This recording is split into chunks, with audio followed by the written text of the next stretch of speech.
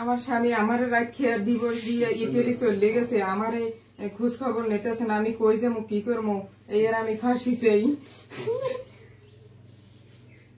আমার এই মেয়েটা নিয়ে আমি কই যাই দাঁড়াবো, আমার তো কেউ নাই না।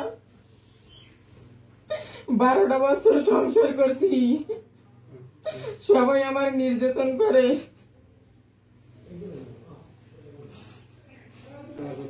আমার শ্বশুর শাশুড়ি আমার এই হারা নাম মেজাইতে কয়, সবসময় কয় তালাক দিছে এনো থাকা, হেরাই সবসময় আমার শ্বশুরে নিজেই কয় তোরে আমি তালাক দিয়ে দেবো, তোর রাখবো না, হ্যাঁ সারা মারামারি দরাদরি সবকিছুই করে।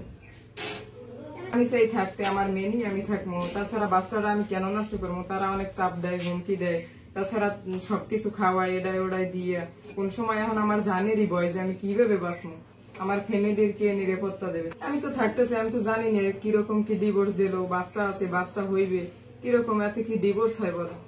হে ইটালি গেছে চলে গেছে।